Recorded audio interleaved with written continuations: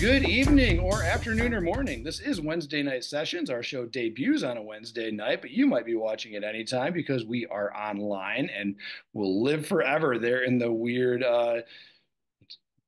miasma of the internet. I'm your host, Mitch Nobis. Excited today because we have one of my favorite kinds of guests, a Michigan expat. Joining us from South Carolina is Stevie Edwards.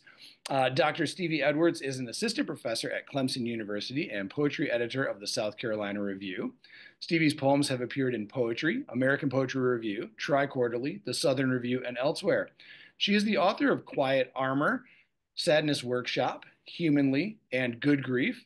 She holds a PhD from the University of North Texas and an MFA from Cornell University. Originally a Michigander, she now lives in South Carolina with her spouse and a small herd of rescue pitbulls. She's working on her fourth book of poetry, Childless Dog Lady. Stevie, thank you so much for joining us today. I'll toss it over to you.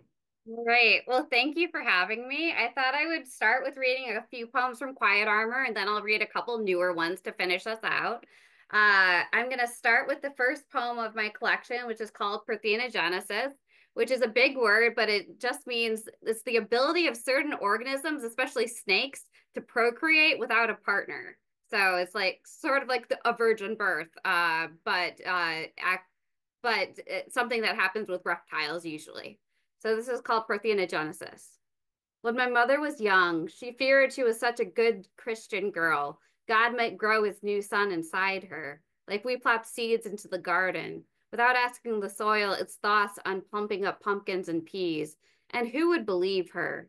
Sister of the town's worst poison-headed hooligans, she tried to do enough good to make up for their transgressions, joined a church that forbade dancing, finished her homework, said her prayers, as if a family's fate balanced on a seesaw, and she could keep her brothers from flinging off through the stratosphere and never returning back to her on Earth from ether's heights.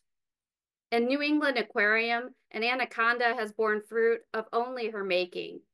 No contact with males, her body wanted a child and made one. Wonder of wonders, a child with only her DNA slithers into the world. I haven't conjured any miracles out of myself yet in this lifetime. I fear I never will be a witch or martyr, that I won't be good or bad enough to warrant progeny or remembrance. I used to want to turn my pain into wine stains and watercolors, but now I want it not to touch anyone, to keep it from brushing my true love's arm.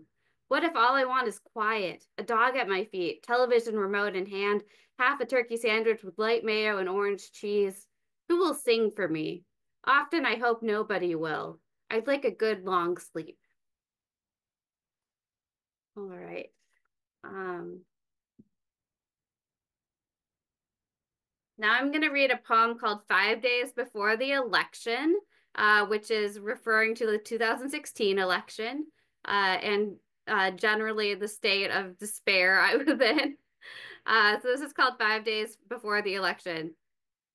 5 days before the election, and I don't want to feel the earth today because a rich man is in it who says he has the right to grab the most mine thing I can imagine, but maybe wouldn't want to because maybe I am almost 30 and have grown stately in myself these last 3 years, watched ass and breasts become rounder worlds and said, okay, I can inhabit more cells, can be the urn size of my grandmother's.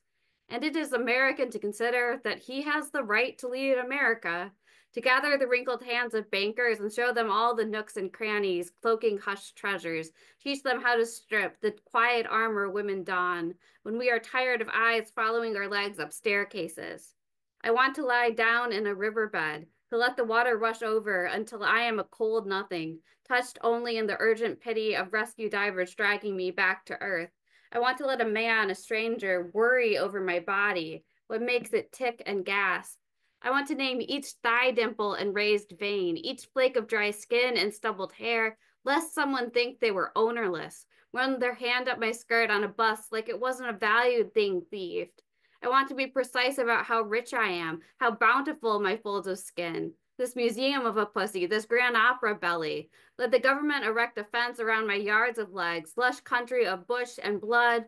Let me be a closed border, a private club. And now I'm going to read a little sequence called Ladylike, which is sort of exploring gender identity. So and like some of the first moments where I really felt gendered. So this is called Ladylike. 1. In the backyard with my brother gathering brush to burn in a smoky pile with December's desiccated pine. Dad says I have to put a shirt on, though the summer air is syrup thick and my brother roams bare-chested and I am 6 or 7 and helping tidy the wild. And we have a wood-lined lot and long gravel drive and there is nobody to see it, but I am a girl in this heat and always will be. 2. At a football game wearing khakis, I am alarmed by the blood riddle. I stuff my underwear with toilet paper, tie a sweatshirt around my waist, and shiver in the autumn dusk. I tell nobody my body's been visited by this unwelcome guest. At home, I scrounge my closet for the single maxi pad dispensed in health class, smuggle stained clothes out with the kitchen trash. Mom is certain it's drugs. What am I doing with the bag, the trash, the night? Nothing. I am doing nothing. I say again and again. She fishes out the evidence, the bloody nothing my body has released into the night. And then she sits me down to tell me she didn't get her period until nearly 15, and mine has barged in early at 11 because I am fat. My blue jeans and bras already grander than hers. She hands me a pack of pads and tells me they are expensive and I'll never stop needing them, to be careful of staining my school clothes. I tell her I'm sorry because I never know what else to say for being fat, for not being a boy, for bleeding. And 3. The first summer of my adult life without a thigh gap, and I moved to the South to learn how raw, flimsy skin, scarcely touched by sun, can rub itself. Like hamburger, I want to sob to someone over the phone, to a mother, but not mine, a fleshier woman who can understand this new betrayal. Blood smears down my legs, walking home 2 miles in a gluey August heat in a pencil skirt. Not my period, not an almost Ibby refusing to voice its cries into hospital air, no new era opening, just too much softness. Oh, how I wish to be done with the body, Lord, or I wish to be a serpent, not an Eve, certainly not another Adam. Please let me slip off my old skin when it suits me and slither my own way. And I'll read one more from this book, and this is called tapping therapy, which is a non-traditional therapy for dealing with chronic pain. And a while ago, I had a lot of issues with hip bursitis, which are thankfully much better now. This is called tapping therapy. I Googled the word moo-moo, and I'm very sorry. My life has come to this desire for shapelessness. I am a blob of pain in the recliner this summer, my hip on fire, pleading for a river of opiates. And it gets worse. It would not be wrong to call today sack dress and moo-moo. The doctor says to ice my ass 6 times a day until the bursitis calms. And Carol, my sweet psychologist friend, Skypes from Oregon to talk about pain, about bad stories I've stored in my hip too long. She tells me to tap my face and chest and say, I can love myself with the pain, with the stories. And I sob for my uncle's bad hip, his never enough opiates and alcohol, embalmed middle-aged corpse, my own young wildness, the overdose paramedics who dropped my body like heavy groceries down a steep stairwell and gave me a new crooked gait. She says I have wound shame into a small ball and stored it in my hip for years. And she is right, and my sobbing is right, but I don't know if the moo-moo is right, if it's a form of acceptance or quitting. My love comes home early from a party and asks what I am doing, why I am crying and touching my face. I say, I am busy, doing a weird thing with Carol. He wouldn't understand her methods, would want something more scientific than this beautiful woman instructing me to tap my face and let the old stories close. And then I guess I'll just do one more. And this is a poem from my work in progress right now. And this is called On Getting Paragard a Month After Trump's Reelection. And in case you're not familiar with Paragard, it's a type of IUD that lasts 10 years and is non-hormonal. On Getting Paragard a Month After Trump's Reelection. The tiniest metal coil winds around a plastic T inside me, releasing copper ions to make of my womb a toxic climate for sperm. You will find no home here, gentlemen. Don't take off your scuffed shoes and sink into the sagging couch. The gynecologist says to check for 2 strains sticking out from my cervix monthly to make sure I am still protected against motherhood. She says not to worry about my husband feeling them, that the strings are soft and lie flat against my muscled walls like damp hair, which makes me picture brushing a small girl's hair before bed, spraying the detangler so it won't hurt. I'm worried about the moral arc of the universe, that it's weak and bending in too many places, too many directions. I'm worried about weakness and bending and hurting. I've spent a decade trying to make of this life a refuge, a house with a guest bedroom friends can stay the night in if they've had too much to drink, or the dark reaches into their bones, or they're passing by on a cross-country drive. Child I'll never have, but once named Felicity. I have a small room for you, but not a country. Thank you. Oh man, that ending. You probably saw the face I made right there. That's I'm going to cheat. I'm going to give you a question that's not on the docket. Okay. How are you writing right now? That poem is such an outstanding response to the political moment.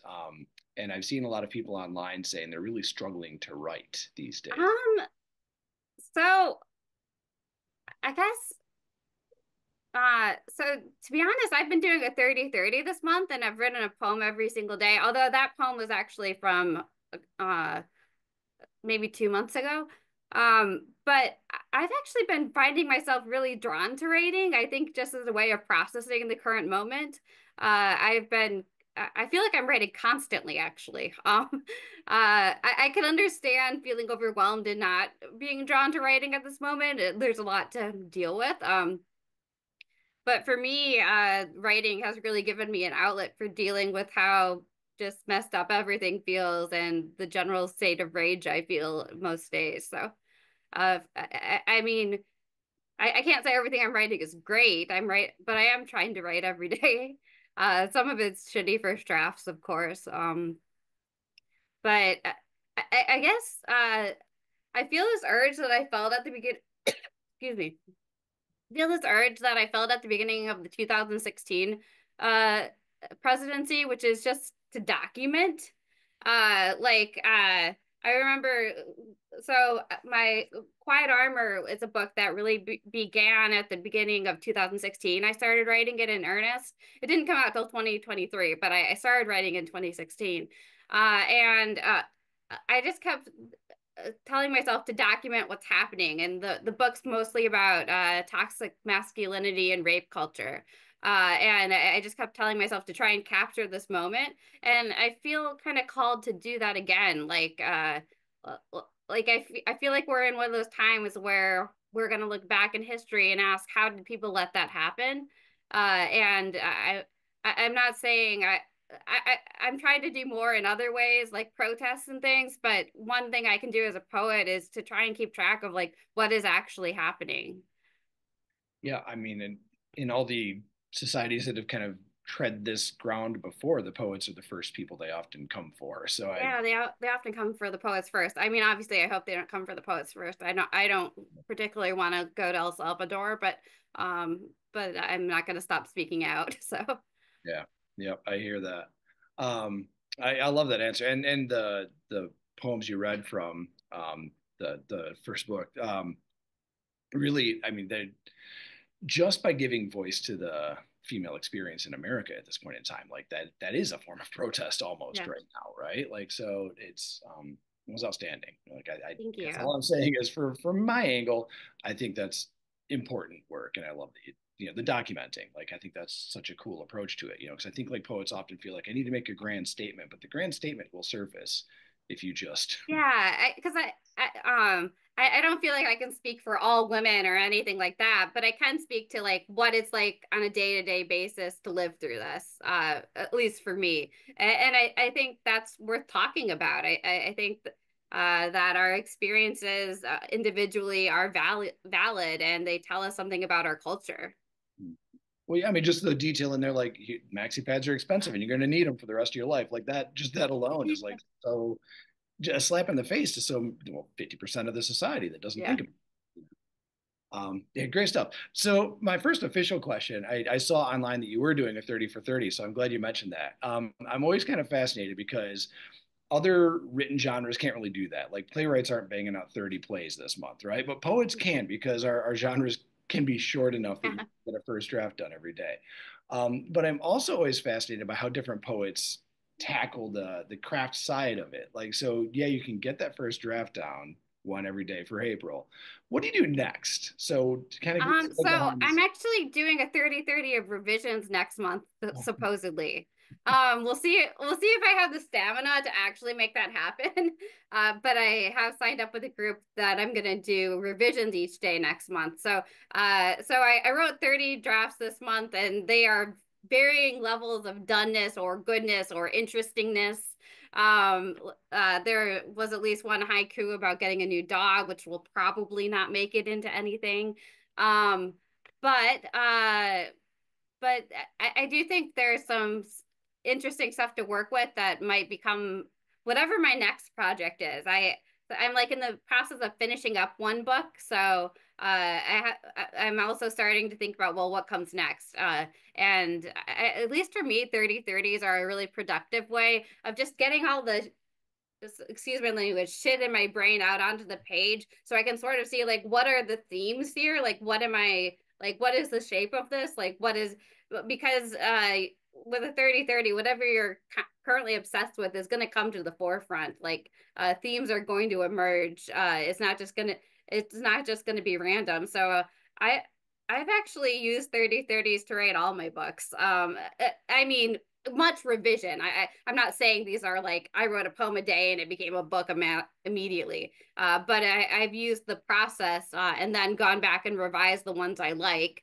And I've been doing uh, and yeah, I have three books and a chapbook, and that's really how I've gotten a lot of the poems out. I mean, sometimes I'm just called to write and sit down and write something nice, and that's lovely.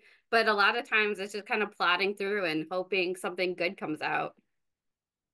I love that answer too, because I feel like regardless of what somebody's first draft process is, that's kind of what the end result ends up being, right? Like whether you're doing one draft a month or one draft a day, you still have to like kind of gather it all together and see Yeah. what's there and find the common threads, and there's that work. I'm always kind of fascinated with people who aren't writers at all and the way that they think writing is just sort of this act of magic where like, yeah, they just sat down and wrote a book. I wish. Yeah, no, you sit down and write one book. That one book is really like 40 books, like Yeah, I mean, like I had a book come out in 2023, but I started in 2016. Like I was writing those poems for like, I mean, I guess the last year of it, I wasn't really working on the book anymore. I was like in the publication schedule and stuff like that. But like I wrote those poems for like 6 years. There are so many poems that aren't in there. Like there are, I mean, if I were to collect the poems written in that period,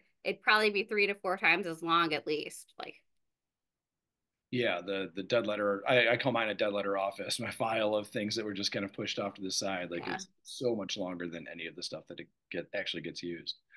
Well, here's a transition for you. So I actually recently finished a novel that I started 20 years ago. So sometimes books can take a very long time.